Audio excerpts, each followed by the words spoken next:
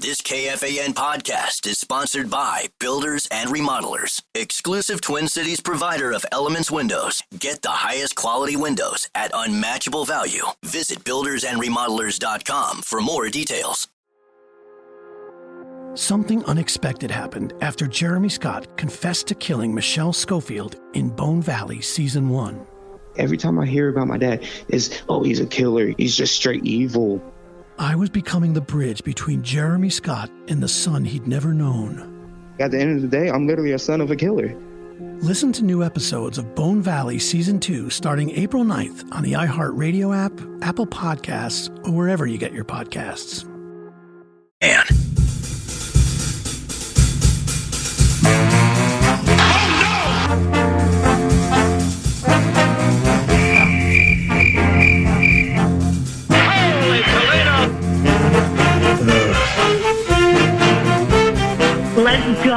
Let's go, everybody. Let's go. Good morning. Amen, brother. Play around with a bad football team, bad things happen.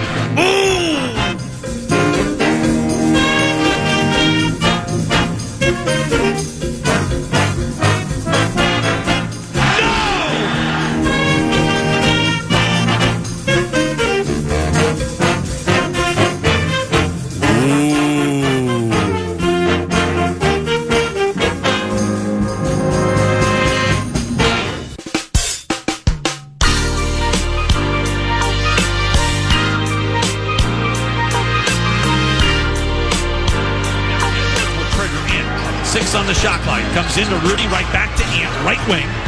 He's doubled, Ant still with it, holds, takes the dribble, launches the shot at the buzzer and hits it! A right side three from Anthony Edwards, it's going to win the game! 114-109, under duress.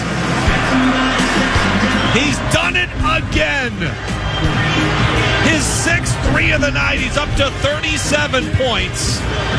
And the Timberwolves lead 114-109.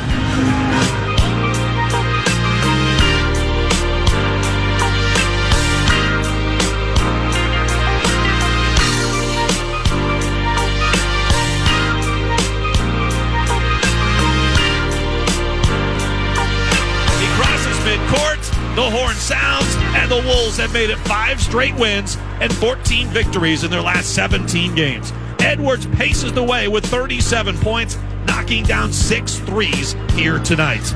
The Wolves escape 114-109. And as the Wolves escape with that victory, 9 to noon enters the equation on a Talker Tuesday. Good morning, it's Paul Allen.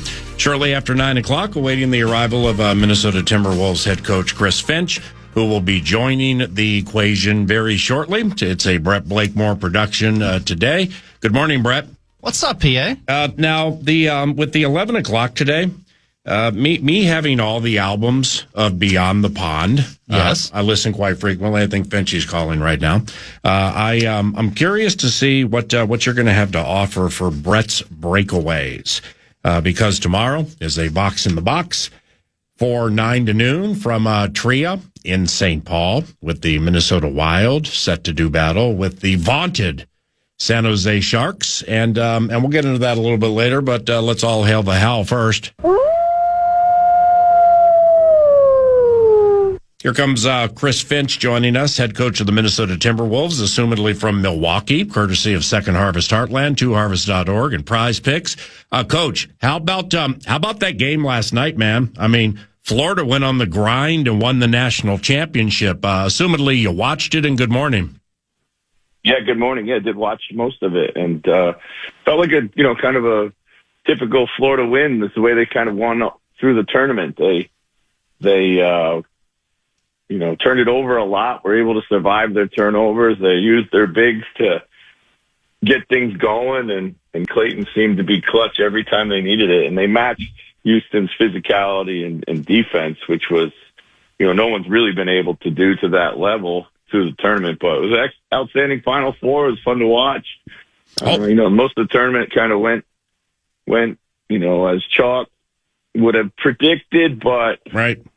The Final Four was pretty exciting. A bunch of really good games. And with all the ones making up the Final Four, Houston and the way it beat Duke, that it's like the next game, the championship, I didn't see an ascension. I'm like, okay, maybe they'll level out, but there probably will be a slight regression. The way they played up until those final 3 possessions where they went turnover, I mean, that was amazing how Houston was able to do what it did against Cooper Flagg and those guys, and then find a new level to push those Gators to the wire. That was so impressive, wasn't it? Yeah, it was impressive, and that's who they've been all season. I mean, as well, they've been that way since Kelvin Sampson got there. I have a lot of admiration for Kelvin. We worked together for 4 years in Houston. Wow, he's an outstanding coach. He's really built something special there at Houston. Resurrected a program that, when in our time growing up, was really fun to watch. Powerhouse. And I actually picked Houston to win it all. I thought that for this year they have defense.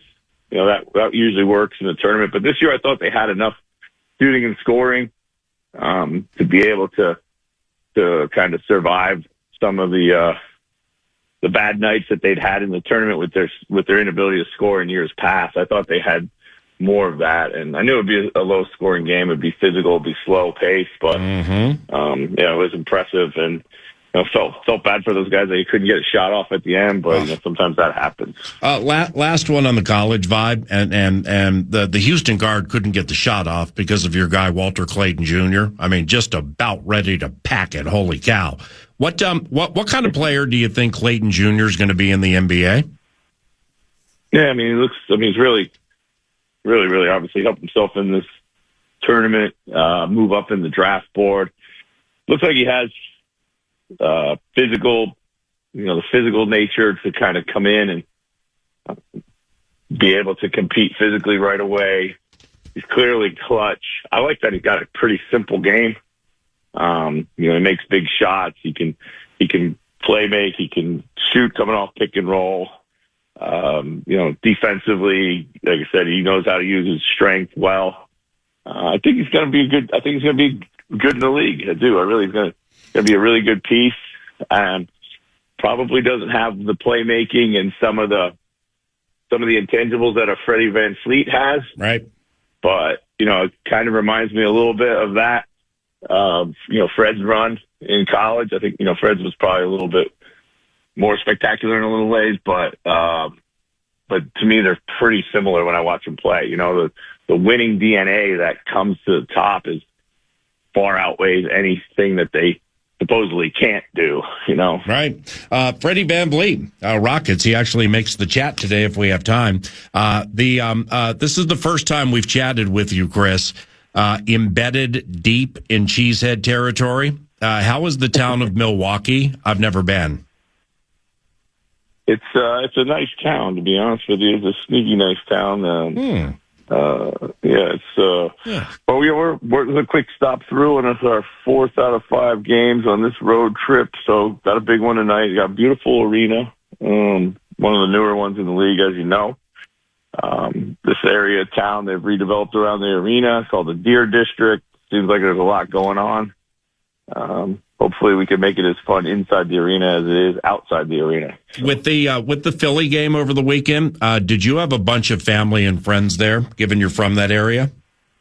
Yeah, I did. Had a big contingent. It was great to see everybody. Got a lucky break in that we were in Philly for 3 nights, so was able to spend a lot of time with people in different contexts. And other than the win on Saturday night, the highlight of the trip was went to the Dodgers-Phillies game on Sunday. Had a suite with a bunch of friends, and it was a phenomenal game. It felt like playoff baseball. It really did. Yeah, it was a high scoring game too. I think Glasnow pitched for the Dodgers, and that guy's really, really good, and they got to him. And with Saturday, I'm really glad you guys won for multiple reasons. Off what you just said, Chris, bad game to take an L for multiple reasons, but it makes it weird for people to come see you after the game. Had you lost the game, right? Yeah. One of the one of the pressures of having friends and family in town is that you really want to win, so you're in a good mood to enjoy being with them. Right. I know we should be more mature than that, but sometimes you can't divorce yourself from those things. So, amen. But yeah, we didn't play our best basketball. We took a hero shot to kind of ice it. We gotta get our offensive rhythm back. We gotta get some things going defensively, but I feel confident we'll bounce back tonight. We had a great practice yesterday at Temple. Mm-hmm. Might be our last, real practice of the season, so to speak. And it came at the right time for our guys. We had great energy yesterday. A quick story as an aside of what you said about friends and family at a game that, hopefully you win, because if you don't, it gets weird and people will get uncomfortable after the game with those sneaky passes you and Freeman get people. But late in 2018, all right, the Vikings are at the Bears on a Sunday, late 2018. So Saturday night, me and a couple of Vikings PR guys, Sam Newton and John Ekstrom, we go to Bulls Toronto, courtesy of Bulls head coach Fred Hoiberg, who I adore, and I've known Freddie for a couple of decades. So sure. To land the plane, this is 2018, and the Raptors win over Freddie's Bulls by 39 points. And Fred VanVleet was unstoppable in the game, and Kawhi Leonard didn't play. So we used those sneaky passes Freddie gave us to go say hi, which was a bad call. I mean, they just lost by 39. He was apoplectic and super sad. We were in the room for like 30 seconds because we could read the room. So we darted out of there, and I think I got a selfie with Bobby Portis, and we called it a night. So that was the genesis of me really, really pulling for you in that Philly game for multiple reasons, but I knew you probably had friends and family there. Yeah, well, I appreciate that. So yeah, that's an extremely accurate story to the experiences that we've all had. Hey, speaking of Fred VanVleet, break up the Rockets, seriously. I mean, beat a red-hot Golden State squad. What, I know you're not, breaking down the all 10 of the Rockets on your free time, at least at this stage of the equation, but you're an elite NBA mind. These Rockets, what makes them so good? Well, there's a couple things that make them really good. One is they guard defensively. They're really good. They've taken massive steps forward in their ability to defend. They figured out a way to kind of help Sengun and protect Sengun defensively, which allows them to play him offensively. And he's a mini Jokic. I mean, he just can score at so many different levels. He can pass. He really distorts your defense from the middle, which is, you don't see every single night. They're physical. They have an identity. All these things are outstanding, characteristics of a really good regular season team. And I'm not to say that, they won't make a playoff run or whatever. That remains to be seen. Right. But they've really solidified who they are. Every single night they know who they are and they play to that. And that carries you through 82. And then finally, on top of that, they have a chip on their shoulder. They're playing with a chip on their shoulder, and that chip is driving them. I still think people probably look at them a little bit like, okay, well, yeah, maybe there's not the differential amount of talent that they might need to be considered a true contender, but right. They take that personally. They take it personally, and then they come out and they punch you in the mouth, and they play aggressive. Their coach has a chip on his shoulder. It carries through to the team, and and they play like that every single night, and not many teams do. So add it all up, and it makes them an extremely dangerous squad. How about Sunday? Speaking of the Rockets, the Dubs, the Golden State Warriors lose. All right, I'm like, yes. But you fell in the standings while not even playing. How crazy? What the heck? Yeah, my favorite days are when we rise in the standings and we don't play. Those are my favorite days. We need more of those. But yeah, I told the team yesterday, I was like, of course you have to pay attention to what's going on around the league. It's kind of fascinating and if not highly relevant. But by the same token, we got to worry about ourselves. We got 4 games left. Let's put them all in the win column, right. And everything will fall out and be as it should be. But it's wild. I mean, you one night you don't play and you move up in the standings. The next night you don't play, 2 teams in front of you lose, and you move down in the standings. So it's all due to tiebreakers. We own a lot of tiebreakers, but there's a few that we don't own. Right. Or there's when they build these mini tables of 4 and 5 teams, then it's how have you done against all those teams in the mini table? So at that point in time, it is what it is. You can't go back and do anything different. But we still got a chance to win 50 games, and we got to get these last 4 starting tonight. And it looks like the Lakers are going to get the 3. I mean, you guys beat Denver in double OT and just put them on a negative spin. Holy cow. And so off what you just said is that sounded great, is that the players are conscious of what's in front of them, but like the A topic is winning games and getting out of this play-in scenario, right? Yeah, that's certainly the goal. I think it's all we can really control right now, and everything will be as it'll be. I mean, I think some of those teams have to play each other yet coming down the stretch, as we do. We play Memphis later this week, but those results don't matter as much if you don't take care of business on your own end. Right. Chris Finch, courtesy of Second Harvest Heartland, 2harvest.org, and Prize Picks. A few more here to close. What do you think about tonight? Apple Valley's Gary Trent Jr. got you guys earlier this year, and the Bucks are locked into the 5 or the 6. What do you think about tonight? Yeah, it's all about Giannis. Not to say that they don't have other good pieces around him, but he's the headache. Again, he creates a lot of, matchup disadvantages, if you will, and you got to figure out how you're going to cover those. And you got to be able to put your body on the line to keep him from getting to where he wants to go.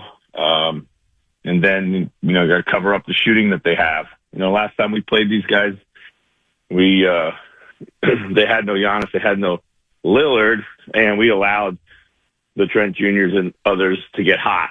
And as we know, and we've experienced several times this year, whether it be Indiana team or a Utah team or one of these teams that once they start seeing the ball go in from 3, it seems to, energize them, and then the next one goes in, and the next one goes in. So you gotta make sure that you're taking care of all the shooting. I just learned yesterday, and stupid of me not to know this, that Anthony's technical foul bit resets in the playoffs. So with 4 to go, I mean, it's just get him to the wire and that final Utah game, right? Obviously, absolutely can't have one anytime soon. Right.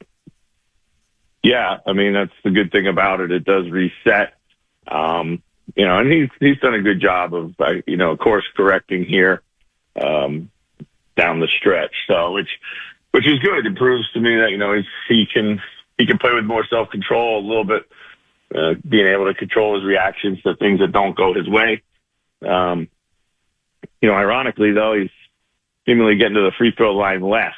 So I don't know what to make of it all right now, but we need him to stay trouble free. So we have him available every night. That's the most important thing. Interesting. Which way do you think the refs go on this? I mean, do they give him grace because you're near the wire, or go quick trigger with like nary a care in the world?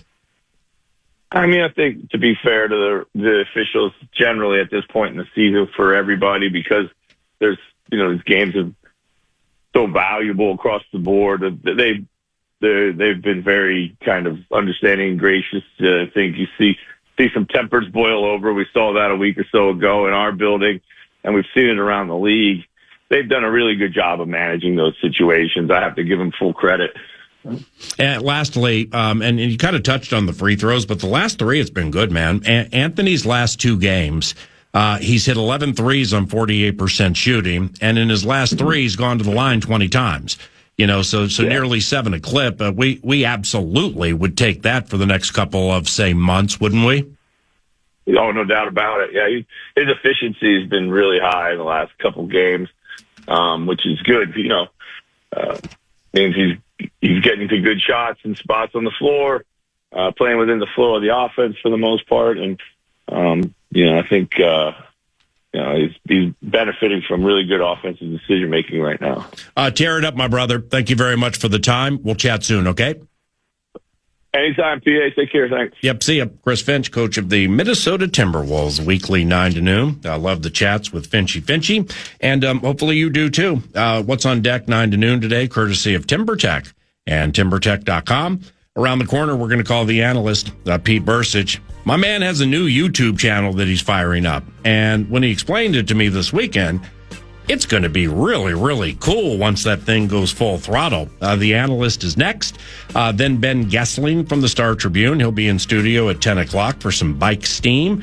So Brett's Breakaways. I have all the albums of Beyond the Pond. So I don't listen to every single minute, but I listen every single weekend. I really enjoy the Saturday programming here up to noon on KFAN. Brett's Breakaways. For those who may have missed it, what do you have for us at about 11 o'clock today, my brother? Lots of hockey talk and Ron Kirill watch for tomorrow night against the Sharks, because hopefully that's been the rumored date. So we may know more later today. Do you have a Brett's bet for us, touting one game of any kind for this evening? You don't have to share it now, but Brett's Breakaways can also be Brett's bet. You got anything on which we can spot up today? I've got a couple things in the chamber for you. Yes, sir. All right. Thank you very much for listening to 9 to noon and KFAN, if and or when you do. Big Box in the Box radio show tomorrow, but football gets center stage around the corner with the analyst Pete Bercich joining us on this Talker Tuesday, on this beautiful Tuesday in the neighborhood, which would be adjacent to Minneapolis at FM 100.3 KFAN. Something unexpected happened after Jeremy Scott confessed to killing Michelle Schofield in Bone Valley Season 1. I just knew him as a kid. Long, silent voices from his past came forward. And he was just staring at me. And they had secrets of their own to share. Gilbert King. I'm the son of Jeremy Lynn Scott. I was no longer just telling the story. I was part of it. Every time I hear about my dad, he's a killer. He's just straight evil. I was becoming the bridge between a killer and the son he'd never known. If the cops and everything would have done their job properly, my dad would have been in jail. I would have never existed. I never expected to find myself in this place. Now, I need to tell you how I got here. At the end of the day, I'm literally a son of a killer. Bone Valley, Season 2. Jeremy. Jeremy, I want to tell you something. Listen to new episodes of Bone Valley Season 2 starting April 9th on the iHeartRadio app, Apple Podcasts, or wherever you get your podcasts. And to hear the entire new season ad-free with exclusive content starting April 9th, subscribe to Lava for Good Plus on Apple Podcasts. Join Meat Sauce and Nordo for a live broadcast of Saturdays with Sauce at the Twin Cities Auto Show Saturday, April 19th. Drop by the iHeart Zone from noon to 2 to catch the show, meet the guys, snag your KFAN gear. Get full details now, KFAN.com, keyword calendar. The Analyst. What's going on there, my brother? Good morning, Paul. How are we doing today? Good morning. Pete Bercich, analyst for the Vikings Radio Network, at Pete Bercich for the X Machine and hardcore football commentary and video. All right, well, here it is. Tell us about this new YouTube channel venture on which you are embarking. Pete Bercich is starting a YouTube channel, and it already has a couple of test clips up in there that may have been pulled down. I subscribed to it this morning. So, what's happening? What do you got going on? Well, thank you, Paul. No, it's a situation where there are a lot of topics and football related subjects that I would love to share with Viking fans, with fans, football fans all across the country. And with doing film rooms with the Vikings at the VEN, I mean, it's a lot of resources, right? It's producing and studio time and I found a quicker way, a more efficient way to get different ideas and different things out. So, they say old dogs can't learn new tricks. Well, I mean, I've been learning how to use DaVinci and OBS Studio and all. It's been a fun journey. But what I wanted was just the ability to take film, take parts of this Vikings team or anything in the NFL for that matter, any topic, and be able to just put some quality content out there. So a fan could kind of like have their own little personal coach, if you will, be able to watch film. Fans have questions and would love to have a certain topic or something just explained. Hey, I hear this all the time. What exactly does that mean? Well, this gives me the opportunity to do that and share it, and kind of produce videos pretty quickly. So the first series I'm going to do is just kind of a deep dive on all the sacks that the Vikings defense had last year. I mean, 49 of them. So how did that happen, right? And how is that going to change this year? And I think that's going to it's an interesting topic because we may not have to pressure or blitz as much this year to get pressure on the quarterback. All those things, and just highlighting some of the great things that our defense did this year. So that's where it's going to start, and where it goes from there, I don't know. We'll see. Okay, so if you go to YouTube, and I put Pete Bercich 5'6" in the search bar, but the YouTube channel is called The Eye in the Sky.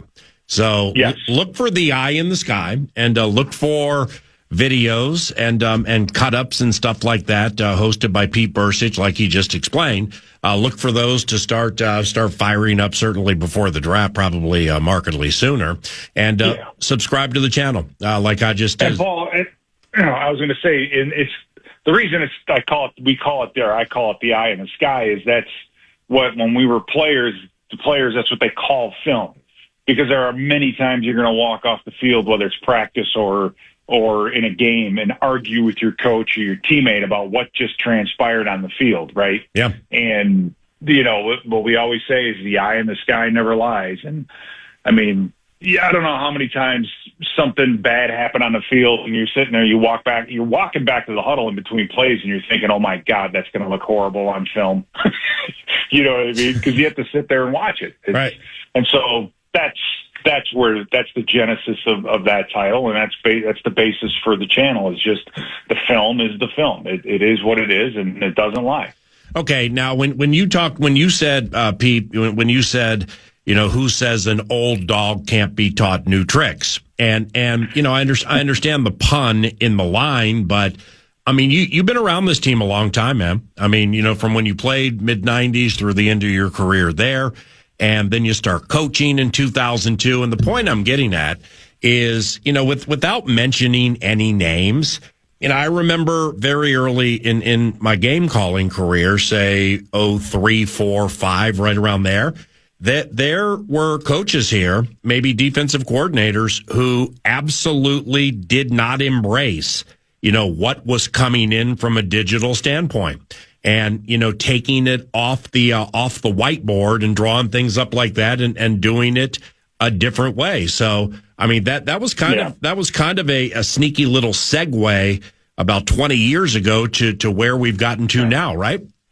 Yeah. And I think some of that has to do, I mean, that's, I know Willie Shaw was who was a fantastic coach. His son David was the head coach of Stanford for many years. Right. Willie had a way of doing it, right? He would tell me stories when he was at the Raiders with Al Davis, and Al Davis would have a seat on an airplane that would fly across the bay in San Francisco to take practice film. They take the practice film, run it down the tower, take it to the airport, put it on a seat. It would fly to Al Davis's office. It would get to his office, and he would be able to watch film. And Willie said, by the time I could shower and eat after practice, I'd have 2 or 3 voicemails. It used to be that simple, right? And you experienced that change. And so Willie would just, Willie just wanted to do things the way that he always did it. But for players, and the ability to, you can garner a lot from watching film, but it's only as valuable as what the players can actually use on the field, right? And, that was Willie's way. And some guys have fought that that technology along the way. Yep. There's no video on the sidelines, by the way. They're just pictures, which I think is a good thing. You get more technology on the sideline of a high school football game than you do in the NFL. You can watch plays on video, for a high school team, but you can't in the NFL, which, again, I think is a good thing.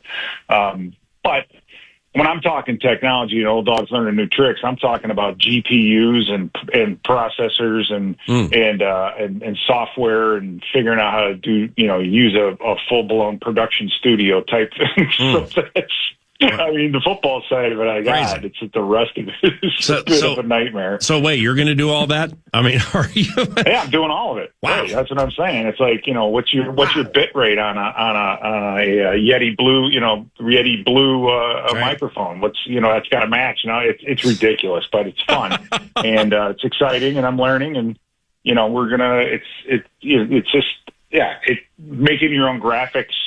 Having your GPU run on a RAM and then going to the store and finding out new ones are $900 for a 5070. It's Paul. It's unbelievable. The whole thing. If you can even find one, it's just a whole new world. Right, fantastic. But you could probably triple that 900. Which I'm sure you could find, or I'm sure you have.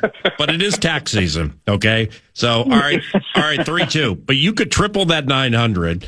Probably find somebody and give it to them and say, "Can you help me with this?" And I'm not saying what they would do, even despite it being their careers, would be better than what you're doing, but it would take some clump off you. Holy cow! Yeah, it would. I'll say this though, it's like you never know what a person goes through till you walk a mile in their moccasins, right? And it's like, holy cow, I have a lot of respect for people that do video production. A lot of people do it, but it's not easy. But it's, like I said, it's fun and I'm learning. And that's awesome. It's exciting. It's exciting to be able to do this. And again, I'm doing it in that way just so I can do things quickly and because during the season I would like to do opponent reviews, and I have a lot of ideas for how this is going to look in season and out of season. So we'll see how it goes. I can't wait to call games with you this season. The Analyst. Like, say Isaiah Rodgers gets beat on a double move for a first down, then it's going to be like, Paul, we talked about that last week on Eye in the Sky, to which you can subscribe via YouTube, Eye in the Sky with Pete Bercich and blah, blah, blah. All right, it's 3rd and 2, so-and-so. Paul? A month and a half ago, we handled that on Eye in the Sky on YouTube. I mean, this is just incredible. So that's what's coming, right? Yeah, exactly. That's beautiful. It's people love that, don't they? Don't they love it when they pub all that? Oh my God, it'll be fun. What about? It'll be fun. What about the analyst Pete Bercich handling some all 22 of like classic Vikings games? All right, now, like the Minneapolis Miracle game, where it can be like, I'm Pete Bercich, welcome to Eye in the Sky. What happened to the Minnesota Vikings after they led 17-0 against the anti-Vike at halftime? Well, we're here to show you what leads to a Minneapolis Miracle. Welcome to Eye in the Sky. That could be the bomb. Paul, it would be, Paul. And here's the thing. And when I was kicking this idea around, and it had been for a while, one of the ones I wanted to do was the 98 NFC Championship game. I want to, I know a lot of people don't want to go back and maybe experience that, but I want to do what we normally do, but for classic games of the past. And those films are out there. The problem is that the NFL has them. They do partner with former players, legends, they call us, I guess. And if the channel gets built up enough and there's enough subscribers and traffic and action, then they will eventually be able to get it. I will eventually be able to get access to any game. So yeah, you want to see the Minneapolis Miracle. You want to, experience the 2009, this isn't Detroit, this is the Super Bowl. I mean, or there's so many other games. I mean, I would love to just go back and watch Adrian Peterson run again. I mean, you forget, I think, how dominant he really was and how much of a man he was, where teams like the Chargers were putting extra defense. They were playing goal line defense, for God's sake, throughout the course of the game to stop them, and they still did. I mean, those kinds of things. Wow. So, yeah, that's all down the road. That's all a possibility, and I want to get there. All right. So, lastly, after you get with VE and Jesse on the bit rate of the Yeti, and then you work with Curly Harris on proper ways to set a camera and do lighting, and you get everything all squared away. How frequently do you think you're going to contribute to the channel? Because I don't have a YouTube page, but I watch a lot of faith related things on YouTube and a lot of shorts and stuff like that. So I mean, I've been a roundabout way become an elite YouTube mind, and I know that there's a lot that goes into it. Once you get all that squared away, frequency of dropping stuff seems to be very important. It is, yeah, and to have that consistency. So my goal would be to do something at least once a week. You want those subscribers to go up to get that 98 NFC title game? At that stage, at that rate, you might get it in 2039. Yeah. Right now, when I'm talking to the NFL, I'm kind of begging, "Hey, can I get this?" And then you get enough gravitas. Maybe you can walk in there and just say, "No, you're giving it to me now." Mm-hmm. All right. So via Twitter at Pete Bercich and stuff like this, is available via YouTube, probably through the Minnesota Vikings. But eventually the Vikings and Pete Bercich will be, I would assume there's a co-op here so that we can see it at multiple platforms. But wide receiver Rondale Moore. Pete did a really, really cool breakdown of Rondale Moore. Now he's off injury, so there may be a delayed start for him with training camp and stuff like that. But the speedy former Boilermaker, what are you seeing? What surprised me about him, because you hear he's a wide receiver, right? Well, you turn on the film and you watch him, you don't see him at an X or a Y too often. Most of the time you see him as a slot or you see him as a running back, right? And I think it was interesting to see how the Cardinals used him, and they kind of put him where they needed him, motion him into the backfield, doing all like Jordan Addison, like we did against the Green Bay Packers. Stuff they use him just as a guy to create mismatches. You get him the ball in space with his speed and quickness, he's going to beat some people. You get him at running back, and you're playing against a nickel type defense. You're going to be able to move some bodies up front and get him a little bit of space, and he can go. But I think he does have the talent and the ability to play a regular X or Z. It's just, I think he's a little unrefined in that way. He just hasn't had a lot of reps. So it'll be interesting to see in training camp, this is like an Alec Lewis bit, and say, hey, what meeting rooms have you been in at night? Do you go with the running backs? Do you go with the wide receivers? Who are you hanging out with watching film? But it'll give the Vikings the ability that we finally kind of have a gadget guy, right? There was a big argument online that I kind of witnessed. It was sort of like a Percy Harvin type comparison. Percy Harvin was a very unique type of a player, but he does kind of have that ability to use everywhere. But I think what I like most about him is his physicality. He's a running back, I think, at heart, meaning he's not afraid to hit. And as a wide receiver, we saw him throwing blocks on defensive ends, on bootlegs and stuff like that. So he's not very big, but he's physical, and I like that. And we need physical wide receivers to run block in this offense, something that Kevin O'Connell's been saying for years. You saw it with the Rams, and they had all their success with Cooper Kupp and those guys not being afraid to step up. Puka Nacua, very physical wide receiver. So I think he matches that mold, and I'm very excited to see where he fits. Very sure-handed, not afraid to catch the ball in the middle of the field. I mean, he's 5'10", 5'11", yeah, and he's running routes across the middle of the field where the linebackers and safeties live, and he's coming down with the football, taking big hits. So he's I love those kinds of players, and I think he fits that mold, and the Vikings are going to be able to get creative with him. Hopefully if he's healthy and he's back to what he was before. But that 4.29 speed shows up on film, no question about it. He is fast. Hey, lastly, The analyst. Pete Bercich, in-booth analyst, Minnesota Vikings Radio Network. I haven't seen confirmation from the team, but the tweets that I've seen from some local beat writers who are super reliable are indicating the Vikings may have joint practices with the New England Patriots, Mike Vrabel, and the LA Rams, Sean McVay. So joint practices, A, are the bomb. B, we loved them last year in Cleveland. And, man, I love watching those joint practices with you just because of how quickly you see things as the play's developing. But mostly, if this is accurate, and I believe it is, I mean, this is vital for quarterback J.J. McCarthy to have these joint practices, right?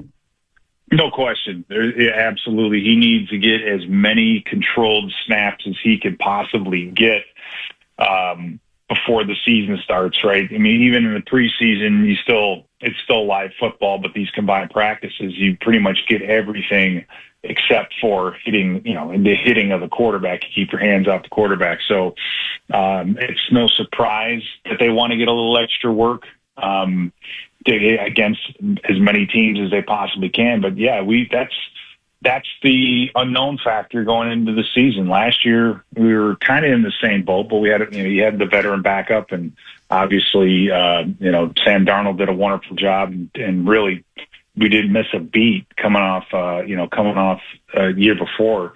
But the 14 wins this year, you have to look at that and say, we're going to have some games where the young guy is going to struggle. I think what's important for the Vikings this year is December, right? Into November, into December, the young guys figuring it out, getting into a bit of a groove, and that way you have that momentum going into the playoffs. So I just don't see us having the same regular season that we did a year ago. We might, who knows? But at the same time, with JJ, there's going to be a learning curve. Now the question is if our defense can get better, and our running game can get better, those things are all going to help the quarterback. And like I said, I think December this year is going to be extremely important. You got to be playing your best football then. My man, good luck with the YouTube channel. If there's anything I or 9 to Noon can do to help, please let us know, unless it's adjusting the bit rate on the Yeti microphone. And we'll chat soon, okay? All right, sounds good, Paul. Thank you. Take care. That's Pete Bercich, analyst for the Vikings Radio Network. Pete Bercich, analyst for the Vikings Radio Network. YouTube channel in the works. Subscribe to it now. Go to YouTube, find Eye in the Sky, Pete Bercich 56. Eye in the Sky, and subscribe because you'll be seeing some really, really cool film study coming up very soon. This is 9 to Noon. Something unexpected happened after Jeremy Scott confessed to killing Michelle Schofield in Bone Valley Season 1. I just knew him as a kid. Long, silent voices from his past came forward. And he was just staring at me. And they had secrets of their own to share. Gilbert King. I'm the son of Jeremy Lynn Scott. I was no longer just telling the story. I was part of it.